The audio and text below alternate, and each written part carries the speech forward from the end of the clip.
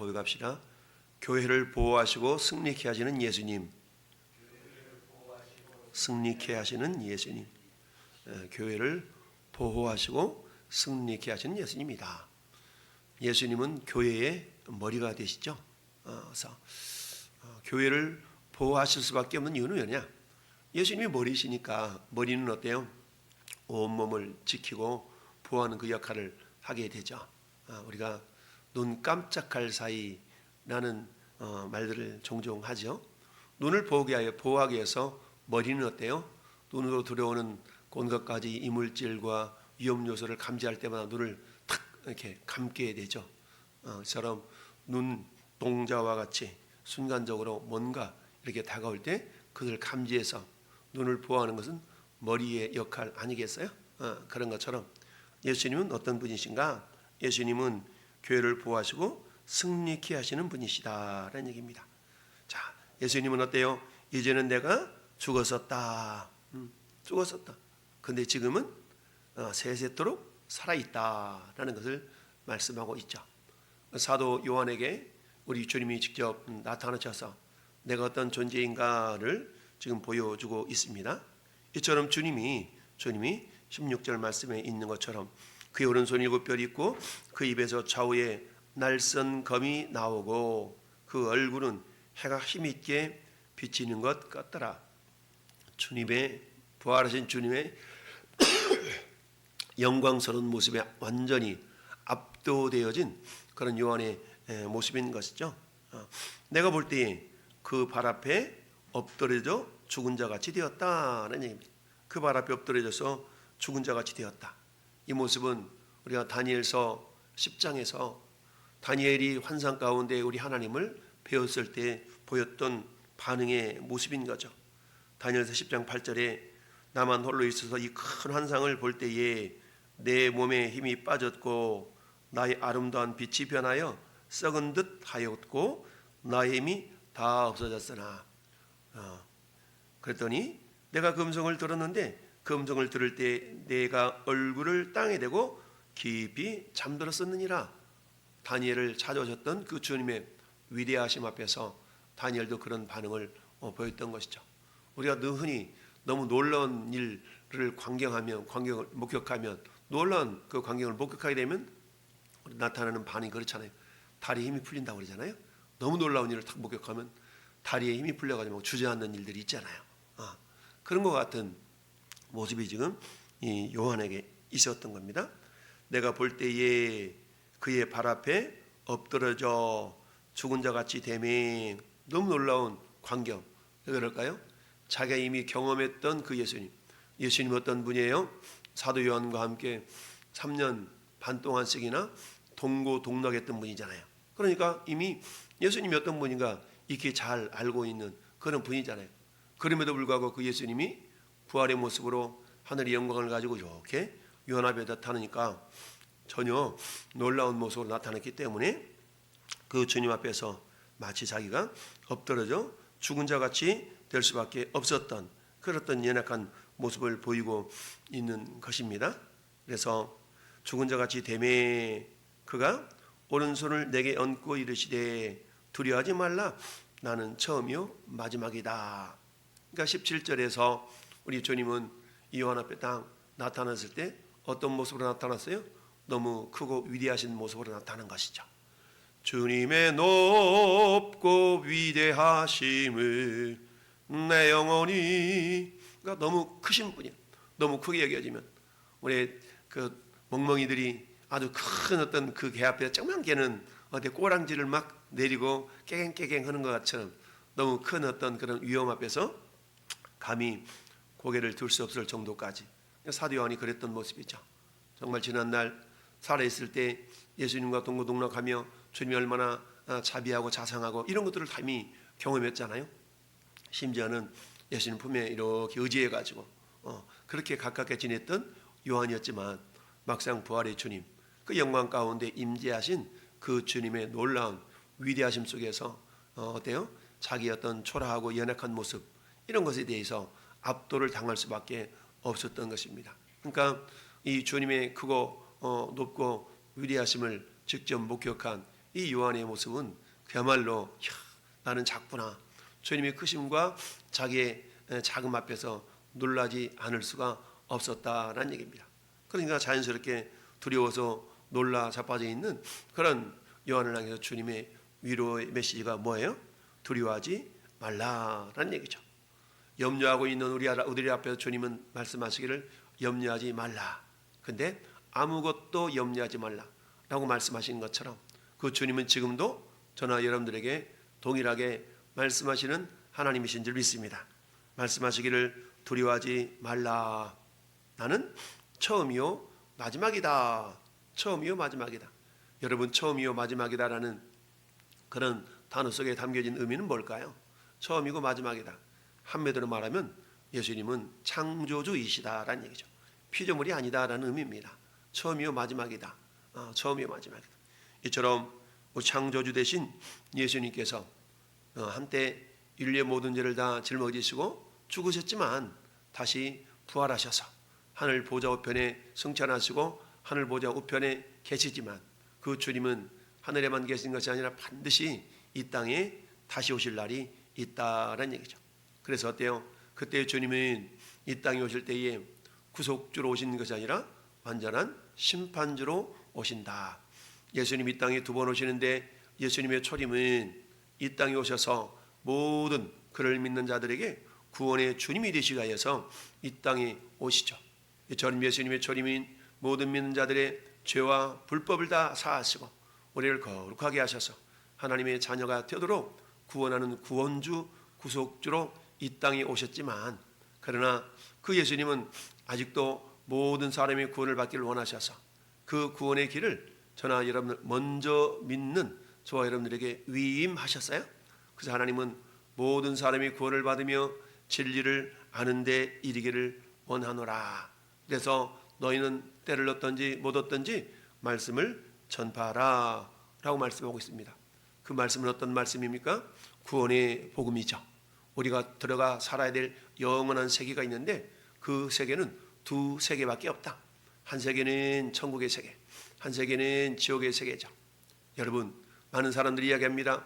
사랑의 하나님이 어떻게 지옥을 만들어 놓고 우리를 지옥으로 들어가게 하냐? 그건 사랑의 하나님이 아니다 라고 말하는 사람들이 있어요. 여호와 증인들 같은 경우는 그렇기 때문에 그들은 지옥을 안 믿습니다. 지옥을 안 믿어요. 하나님 어떻게 그럴 수가 있냐는 얘기죠. 사랑의 하나님이. 그런데 여러분, 아무리 착한 사람이라 할지라도 원래 지옥이라는 것은 사람들이 가도록 만든 게 지옥이 아니라고 그랬죠. 여러분, 우리나라에도 수많은 교도소, 수많은 감옥이 있지 않습니까? 여러분, 교도소 감옥이 있는데 교도소 감옥은 뭐 하려고 존재해요? 대부분의 사람들은 교도소 감옥하고는 전혀 상관없이 살아가는 사람들이에요. 그러나 어때요? 그럼에도 불구하고 교도소와 감옥이 필요한 존재는 왜 그래요? 죄를 짓고 어때요? 그 죄를 또 감당해 대가를 감당해야 되기 때문에 그 교도소 감옥이 존재하는 것입니다. 멀쩡하던 사람이 어느 날 사기꾼에게 속아가지고 같이 사기를 치고 같이 범죄를 저지르게 되면 어때요? 자기 원하든 원치 않든 죄를 짓게 되면 죄에 대한 대가가 응당 있게 되는 거 아니겠습니까? 사기를 치든 무슨 죄를 치든 어때요? 당당 응당 거기에 해당되는 죄값을 치르게 하여서 교도소를 가든 감옥을 가든 가야 되는 것처럼 마찬가지입니다. 원래 저 감옥이라는 것, 지옥이라는 것 어떻습니까? 영적인 사기꾼, 마귀 사탄, 그의 쫄개들을 위하여서 준비된 곳이 지옥이잖아요. 그런데 오늘날이 어때요? 마귀에게 속아가지고 마귀 노릇하고 있는 그런 어떤 존재들은 어때요? 마치 멀쩡한 사람이 사기꾼에게 속아서 같이 사기치고 범죄하게 되면 이 땅에서도 육체의 감옥에 들어가는 것처럼 여러분, 저 지옥이라는 것은 영혼의 감옥 아니겠어요? 영혼의 감옥. 그러니까 그 영원한 지옥에 마치 영적인 사기꾼인 마귀 사탄에게 속으면 같이 마귀가 가야 되는 그곳에 가게 된다라는 얘기죠. 그러나 저는 여러분들은 어떻습니까? 그 누구도 우리 주님은 멸망당하는 것을 원치 않는다. 즉 그 누구도 우리 주님은 지옥 가는 걸 원하지 않는다. 모든 사람이 어때요? 천국 가기를 원하신다는 얘기입니다. 이를 위해서 주님이 이 땅에 오셔서 모든 인류의 죄값을 이미 다 담당하셨어요. 그런데 그 효력이 발생하기 위해서는 누구에게 발생하는 겁니까? 영접하는 자, 곧 그 이름을 믿는 자들에게, 그러니까 오직 예수 그리스도를 믿는 자들에게만 그 효력이 발생한다는 얘기입니다. 여러분 요즘 독감이 유행하고 감기가 유행하잖아요. 아무리 독감이 있고 감기가 있어도 거기에 대는 처방 약이 있잖아요. 약. 아무리 훌륭한 약이 있어도 어때요? 그 약을 내가 먹지 않으면 그 약발이 안 서. 약이 있으면 그 약을 먹어야만 이렇게 약발이 설 수가 있는 것처럼, 아무리 상다리가 휘어지도록 음식이 진의 산미가 차려 있다 할지라도 그 음식을 내가 입에 넣어서 씹어서 먹지 않는다면 그것은 나하고 아무런 상관이 없다라는 얘기입니다. 마찬가지로 예수님이 모든 인류를 위하여서 이미 다 테텔레스타이 다 이루었다. 그 죄값을 다 지불했음에도 불구하고 예수님이 죽는 것과 나 무슨 상관이야? 이런 사람들 얼마나 많이 있어요. 지옥이 어디가 있고 천국이 어디가 있어? 하나님은 사랑이시라며 왜 근데 지옥을 만들어놨어? 이러면서 따지는 사람이 있거든요.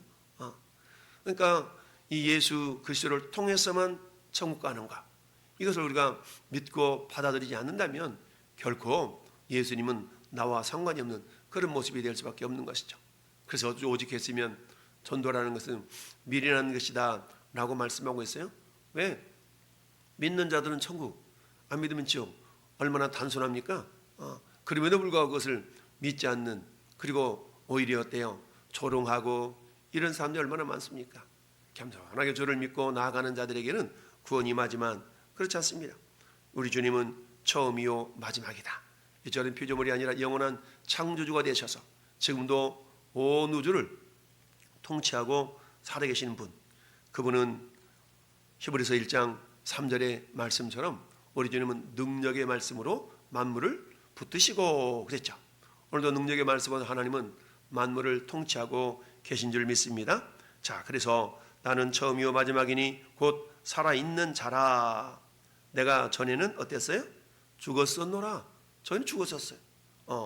우리 모든 인류의 죄를 다 짊어지시고 십자가에 죽으시고 사흘 동안 어때? 음부에 내려가 계셨던 거 아니겠어요? 죽었었노라. 볼지어다 이제 세세토록 살아있어. 세세토록 살아있어.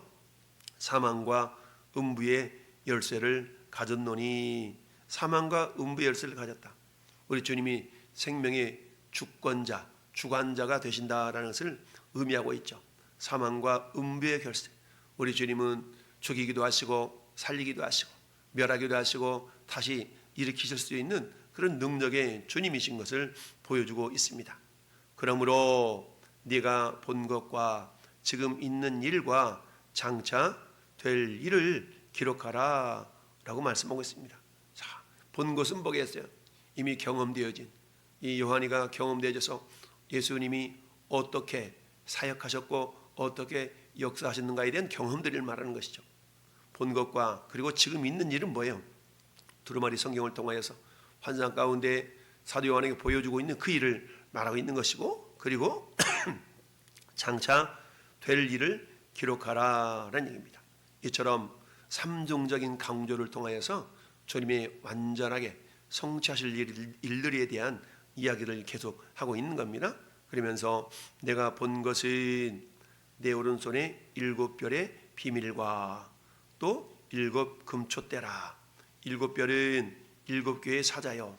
이 당시의 사자는 뭡니까? 어떤 천사들을 의미하고 있죠. 그러니까 천사들을 통하여서 각 교회에 어떻게 주님이 역사하실 것인가에 대한 그런 모습을 말씀하고 있고, 7 금초대라. 7별은 7개의 사자요. 7 금초대는 7촛대는 7 교회니라. 그러니까 지금도 우리 하나님은 성령을 통하여서 천군 천사를 통하여서 그의 구원받은 후사들을 지키시고 인도하시는 하나님이시다라는 얘기입니다. 인간의 눈에는 보이지 않지만 지금도 천사들이 우리 주변에 분명히 존재하지요. 그 천사들은 어때요? 구원 얻은 후사들을 돕기 위하여서 히브리서 1장 14절 말씀에 그렇게 말씀하고 있지 않습니까? 구원 얻은 후사들을 돕기 위하여서 우리 주님께서 천사들을 보내고 있다라는 얘기입니다. 그래서 7 촛대 사이에 지금도 운행하시는 그 주님, 그 주님은 어떤 분이신가?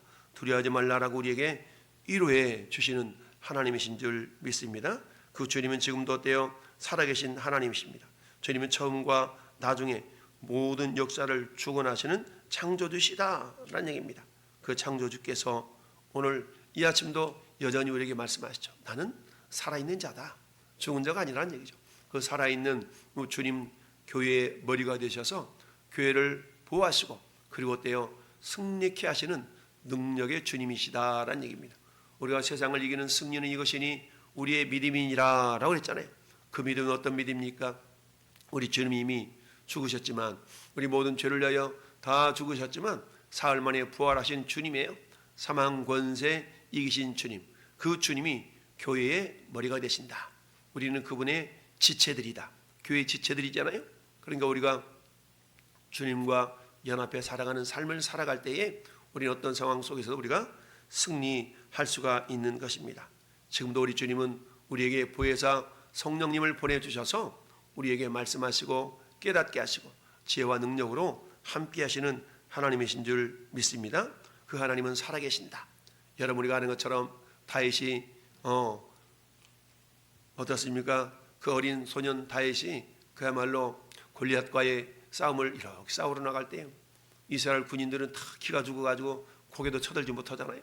그런데 아버지 심부름으로 정말 도시락 싸서 형들한테 가져다 주려고 갔을 때 기가 다 죽어가지고 이렇게 있는 그 형들뿐만 아니라 이스라엘 어떤 군대를 바라보면서 다윗이 했던 이야기가 있습니다. 뭐라고 얘기했습니까?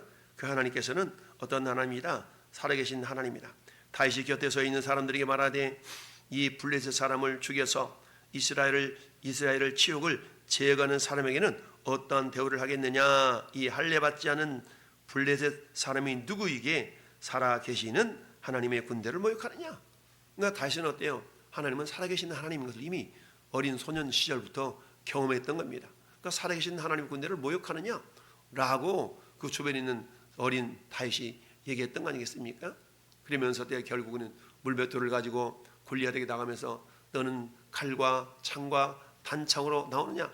나는 만군의 여호와 하나님, 네가 모욕하는 만군의 여호와 하나님의 이름으로 나간다 라고 나가서 결국 승리를 거머쥐게 된 것을 봅니다. 이처럼 하나님은 다윗 시대도 여전히 살아계셨고, 그리고 예수님 당시에도 요한이 주님과 동행하실 때는 물론 성육신하신 주님과 함께 동행하게 됐죠. 그 주님은 어때요? 그야말로 주님과 함께 베드로, 요한, 야고보가 마태복음 17장에 변화산성에 올라갔을 때 하늘에서 음성이 들리잖아요. 너무 황홀한 모습 때문에 베드로가 주님 벽에다가 집을 세 개를 지어가지고 하나는 주님을 위하여, 하나는 엘리야를 위하여, 하나는 모세를 위하여 그럽시다. 그랬더니 하늘에서 음성이 들리기를 너희는 저의 말을 들으라 라고 음성이 들려지니까 깜짝 놀라가지고 제자들이 다 엎드러지잖아요. 놀라운 그런 위험 앞에서 엎드려 있었던 그런 경험들이 있는 겁니다. 이처럼 우리 하나님은 지금도 살아계시고 위험 가운데 만유를, 온 우주를 통치하시고 특별히 교회의 머리가 되셔서 오늘도 우리 가운데 임재해 계시면서 교회를 지키시고 보호하시고 우리 온 성도들이 승리할 수 있는 힘을 주시는 하나님이신 줄 믿습니다. 이 하나님과 우리가 동행하면서 마치 요한이 본 것과 지금 보고 있는 것과 봤던 것, 보고 있는 것, 앞으로 이루어질 일들을 계시록을 통하여서 낱낱이 기록하고 미래 세대들에게 보여줬던 것처럼 우리들이 해야 될 일은 뭡니까? 매일매일 매 순간순간마다 주님과 동행하는 것이 중요하죠. 우리는 말씀으로, 기도로, 성령으로 우리는 주님과 동행하면서 내가 경험한 주님, 그 주님은 죽은 자의 하나님이 아니라 지금도 산 자의 하나님이 계셔서 우리 가운데 임재해 계시고 우리를 돕고 계시고 우리에게 힘을 주시는 하나님이시다라는 사실을 기억하면서 그 주님과 동행하여 주님을 자랑하는 복된 하루가 되기를 예수님의 이름으로 축원합니다. 아멘.